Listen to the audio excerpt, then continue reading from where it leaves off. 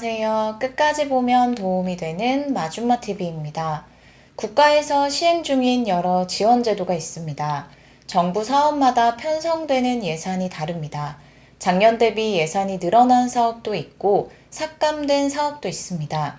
정부 사업은 예산이 소진되면 조기 종료될 수 있는데요. 내수 경기 침체와 어려운 경기 상황이 지속됨에 따라 지원 예산이 빠르게 소진되어 지난 6월에 사업이 조기 마감되었던 정부 정책이 있습니다. 여전히 지원이 필요한 국민들이 많지만 2024년 편성되었던 예산의 99%가 소진되어 지난 6월 3일자로 조기 소진에 따라 마감되었습니다. 이에 따라 추가 예산이 확보되는 대로 사업 재개 소식을 발표하겠다고 밝혔는데요.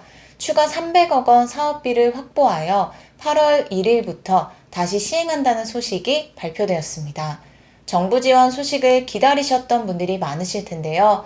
300억 원의 예산이 증액됨에 따라 사업이 다시 시행되는데요. 기존과는 신청 및 마감 방식이 조금 달라졌습니다. 8월 1일부터 신청이 시작되지만 기존과 조금 바뀐 내용이 있으니 꼭 미리 확인하시고 신청해서 지원받으시면 좋겠습니다. 그럼 관련 내용이 궁금하신 분들은 오늘 영상도 끝까지 봐주세요.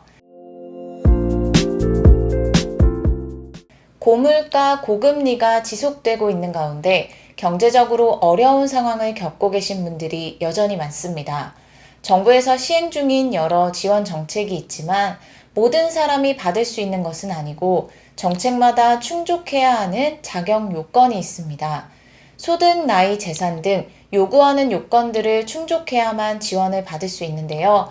지원 요건을 충족한다면 지원이 필요할 때 언제든지 신청해서 받을 수 있으면 좋겠지만 정부 지원 사업은 한 해 동안 편성되는 예산으로 운영되기 때문에 예산이 바닥이 나면 더 이상 사업을 운영하기 어려워 조기 종료될 수 있습니다. 당장 지금 필요한 지원이 아니기 때문에 늦게 신청하는 분들도 계시고 본인에게 도움이 될 수 있는 지원이지만 이런 제도가 있는 줄 몰라서 늦게 신청하는 분들도 계실 수 있죠. 이럴 때 예산이 소진되어 사업이 조기 종료되어 더 이상 신청하지 못할 때가 있습니다. 2024년 884억 6,200만 원의 예산을 편성하여 지원 대상의 신청을 받아 지원하는 정부 사업이 있습니다. 올 한 해 동안 편성된 예산이지만 상반기에 예산이 모두 소진되어 지난 6월 3일 사업이 조기 마감됐습니다. 조기 마감 소식을 발표할 때 추가 예산을 편성하게 되면 다시 한번 시행 소식을 전하겠다는 내용이 함께 포함되어 있었는데요. 그동안 정부 지원 소식을 계속 기다리셨던 분들 많이 계실 텐데요. 8월 1일부터 신청을 받아 다시 지원을 시작한다는 소식이 발표되었습니다. 하지만 300억 원의 추가 예산을 편성한 것이기 때문에 이 역시 예산이 소진되면 마감될 수 있기 때문에 오늘 소식을 접하신 분들 중 지원받길 원하신다면 가급적 늦지 않게 신청하시면 좋을 것 같습니다. 그리고 기존과 신청 및 마감 방식이 조금 달라진 부분이 있는데요. 그 부분에 대해서 먼저 설명드릴게요.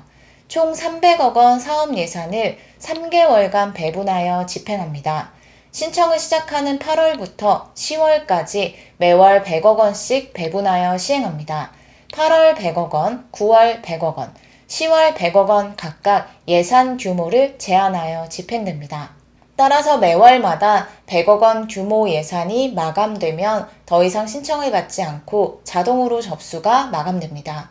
그리고 만약 3개월이 지나고 300억 원 사업 예산 중 자녀 재원이 발생하면 11월 이후에 자녀 재원에 대해서 추가 접수를 받아 지원할 예정이라고 합니다.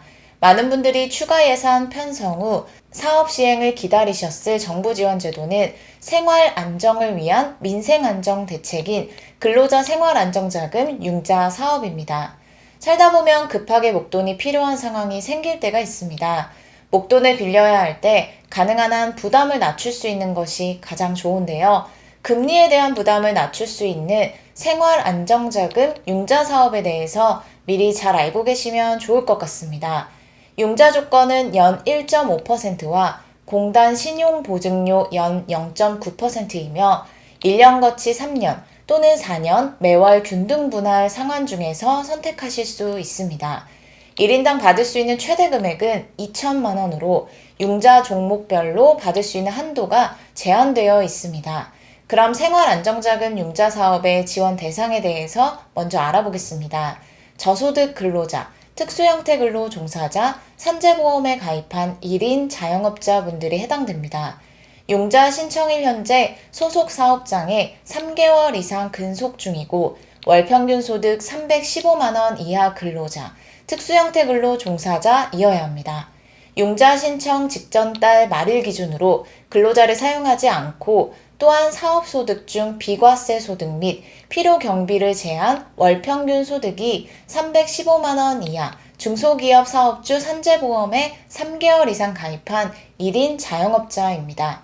신청 당시 폐업한 상태이면 대상에서 제외됩니다.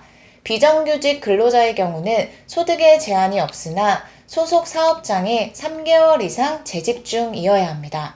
일용 근로자는 신청 이전 90일 이내에 고용보험 근로내용 확인 신고서에 따른 근로일수가 45일 이상이어야 합니다. 앞서 말씀드린 지원 요건을 충족한다 할지라도 대상에서 제외되는 경우도 있습니다.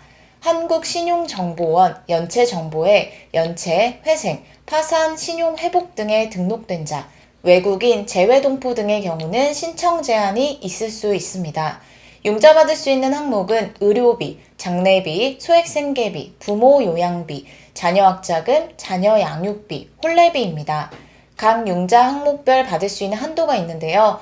혼례비는 근로자 본인 또는 자녀의 혼례 및 결혼생활 유지에 필요한 비용으로 1,250만 원 범위 내 융자가 가능합니다.